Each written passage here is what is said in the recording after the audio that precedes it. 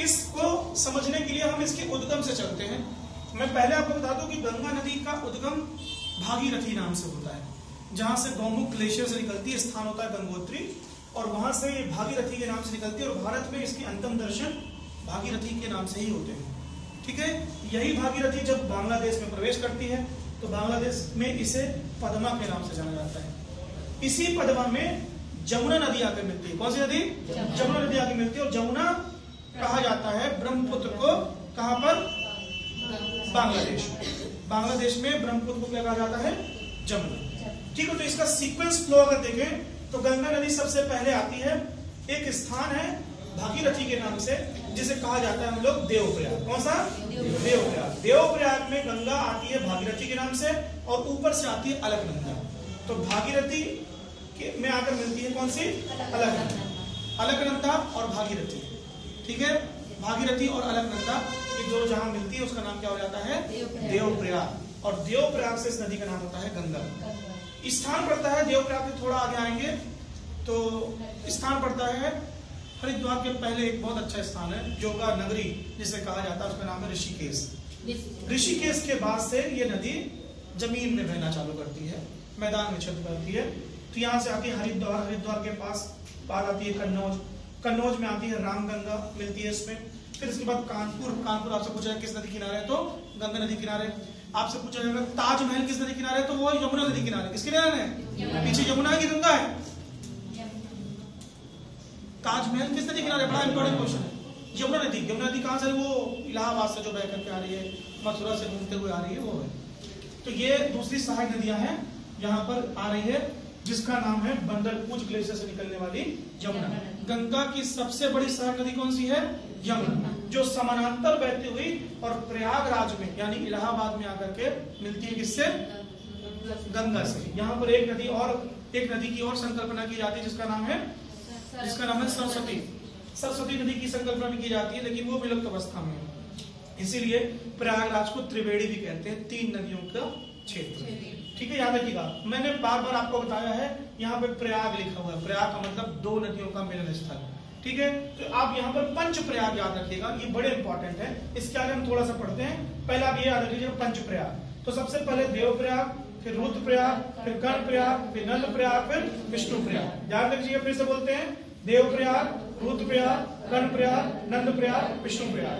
विष्णुप्रयाग में विष्णुप्रयाग क्यों कह रहे हैं? क्योंकि ऊपर से जो नदी आ रही है वो विष्णु भगवान के स्थल से पीछे से बहती आ रही है। कौन सी नदी है? नाम है अलकनंदा। स्थान का नाम बद्रीनाथ, 4 धाम में एक। तो बद्रीनाथ किस नदी के किनारे में है? अलकनंदा। अलकनंदा में सबसे पहले आके मिलती है धौली गंगा, और स्थान का नाम होता है विष्णुप्रयाग। फिर आती है मंदाकिनी, स्थान का नाम होता है नंदप्रयाग। इसमें बहुत सारे प्रयाग हैं, लेकिन मैं इंपॉर्टेंट पॉइंट पढ़ा रहा हूँ आपको। फिर आगे बेटा एक नदी मिलती है पिंडर। कौन सी? पिंडर। और स्थान नाम होता है कर्णप्रयाग। फिर इंपॉर्टेंट है बेटा रुद्रप्रयाग। रुद्र नाम ही है शंकर भगवान का। इसका मतलब एक नदी वो होगी जो शंकर भगवान की स्थली से आ रही होगी। स्थली का नाम कौन सा है? ये देखिए केदारनाथ। कौन सा? केदारनाथ। केदारनाथ जिसमें प्रलय आया था, विनाश हुआ था भयानक, वो है मंदाकिनी। ये चित्रकूट वाली मंदाकिनी नहीं है, ये मंदाकिनी नाम है। मंदाकिनी के तट पर बसा है केदारनाथ, और केदारनाथ मंदाकिनी से बहते हुए मंदाकिनी आगे मिलती है कहां पर? रुद्रप्रयाग। अब आपसे पूछा जाएगा रुद्रप्रयाग में कौन सी 2 नदियां हैं? तो ये है अलकनंदा। कौन सी है? अलकनंदा और मंदाकिनी। अलकनंदा और मंदाकिनी मिल रहे हैं कहां पर? रुद्रप्रयाग में। और फाइनली इनके से धौरा के नाम से है, अलकनंदा के नाम से ही है। और अलकनंदा और भागीरथी मिलती है तो बनती है कौन सी? याद रखिएगा, इंपॉर्टेंट। फिर बेटा आगे बढ़ती है, कन्नौज में आगे मिलती है रामगंगा। फिर यहाँ से नीचे आती है तो प्रयागराज में मिलती है यमुना।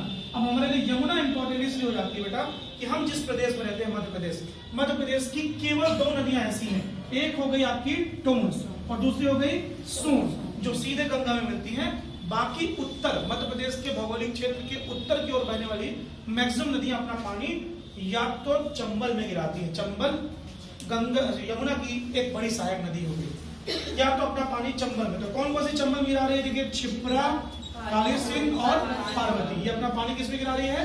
चंबल में। और साथ ही बनास जो आ रही है अरावली पहाड़ी यानी राजस्थान से बह के आ रही है, ये भी चंबल में गिरा रही है। चंबल जाके मिलती है इटावा यूपी में, किससे? यमुना से। किससे? तो आप देखिए कि गंगा की सबसे बड़ी सहायक नदी हो गई यमुना, और यमुना की एक बड़ी सहायक नदी का नाम हो गया चंबल।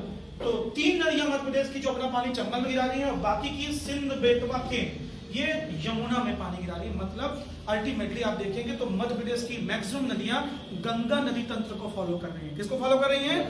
क्यों? क्योंकि या तो चंबल जा रही है यमुना में मिलने, या नदियां सीधे जा रही है यमुना में मिलने। और यमुना किससे मिल रही है? तो मध्य प्रदेश का मैक्सिमम जल कहाँ जा रहा है? गंगा में। इसलिए मध्य प्रदेश की उत्तर की ओर की सभी नदियां गंगा नदी तंत्र को फॉलो करती है। दिस इज वेरी इंपॉर्टेंट, याद रखिएगा। तो क्षिप्रा, काली सिंध, पार्वती, सिंध, बेतवा, केन इन सब का पानी जा रहा है अल्टीमेटली यमुना में, और यमुना जा रही है किसमें? गंगा में। तो मध्य प्रदेश का पूरा पानी आप देखिए कहाँ जा रहा है? उत्तर की ओर का। ठीक है, आप नर्मदा, ताप्ती को छोड़ दीजिए, नर्मदा, ताप्ती और माही को छोड़ दीजिए, ये नदियां अलग बह रही। बाकी नदियां अपना पानी कहाँ गिरा रही हैं? ले जा करके या तो क्षिप्रा में, क्षिप्रा जा रही है यमुना में, या तो यमुना में, यमुना जा रही है किसमें? गंगा में। फिर आगे जाइए तमस यानी टोंस, ये सतना से निकलती है। इसी नदी पर सिरमौर रीवा में एक प्लांट बना हुआ है 315 मेगावाट का। 105 की 3 यूनिट है। 315 मेगावाट का हाइड्रो इलेक्ट्रिक पावर प्लांट है। बिजली पैदा होती है और बिजली पैदा होने के बाद जो पानी पेन स्टॉक से बाहर निकल गया उससे नहरें बनाई गई और आगे जाके नदी किससे मिल जाती है? प्रयागराज के पास गंगा से। तो पहली नदी जो गंगा से मिलती है उसका नाम है तमस या तमसा। दूसरी नदी बेटा सोन। अमरकंटक की पहाड़ी से 3 नदियों का उद्गम होता है 1 किलोमीटर 1.5 किलोमीटर के दायरे में। पहली हो गई कौन सी? पहली निकलती है आपकी नर्मदा, दूसरी निकलती है सोन और तीसरी निकलती है जोहिला। नर्मदा, सोन और जोहिला तीनों का उद्गम कहां से होता है? अमरकंटक की पहाड़ी से। उन्हीं में से एक नदी है सोन, जो जाकर के पटना के पास एक जगह है दानापुर। मैंने यहाँ पटना लिखा है, एक्चुअल में जगह कौन सी है? दानापुर में जाकर के मिल जाती है गंगा से। तो पहली हो गई टोंस, दूसरी हो गई सोन, ये 2 नदियां सीधे जाकर किससे मिलती है? गंगा। अब ऊपर देखिए तो ये जो मैक्सिमम नदियां हैं ये सब ग्लेशियर से निकलती है। मैंने इनके पॉइंट नहीं लिखे हैं, काफी मतलब वास्ट हो जाता है ये। तो ये मैक्सिमम नदी ग्लेशियर से निकल रही है। किससे निकल रही है? ग्लेशियर से निकल रही है। और ये यहाँ पे देखिए आगे वरुणा मिलती है।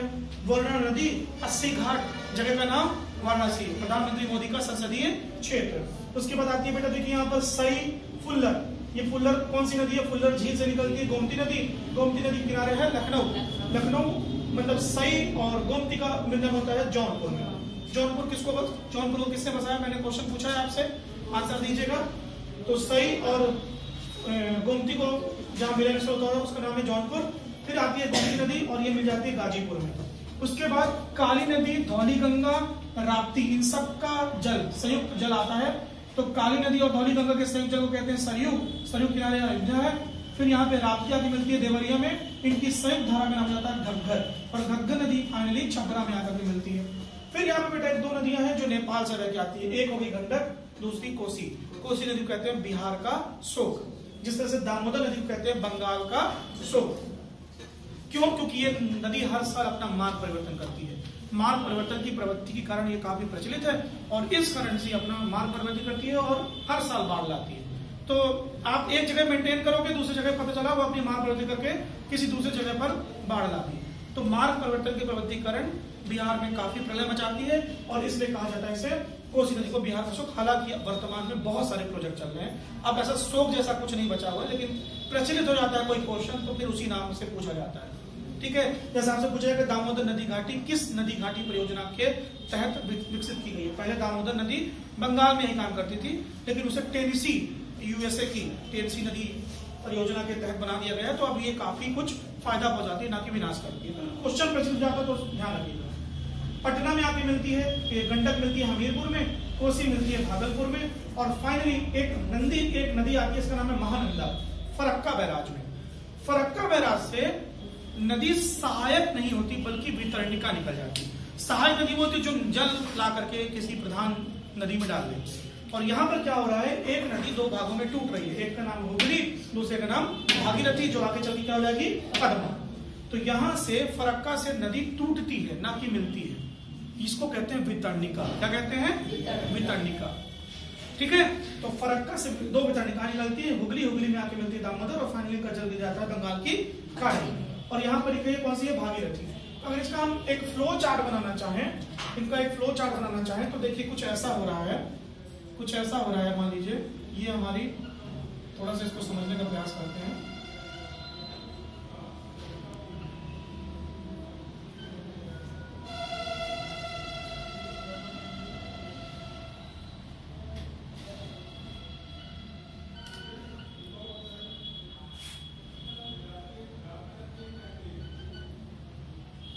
तो अगर मैं गंगा का एक फ्लो चार्ट बनाऊं तो मान लीजिए गंगा, ये निकली गंगा यहां से निकली यमुना, ये पड़ा प्रयागराज, और प्रयागराज से ये नदी आगे कहां पर, बंगाल की खाड़ी में। लेकिन यहां से एक ट्रिब्यूटरी इसकी और निकल जाती है जो ऐसे गिर जाती है। ठीक है, तो हुगली और पद्मा का मतलब यही है।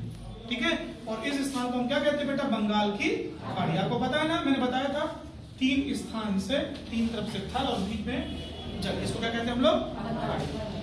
तो ये है पूरी गंगा नदी का रिवर सिस्टम, इसको कहते हैं गंगा नदी तंत्र, रिवर सिस्टम।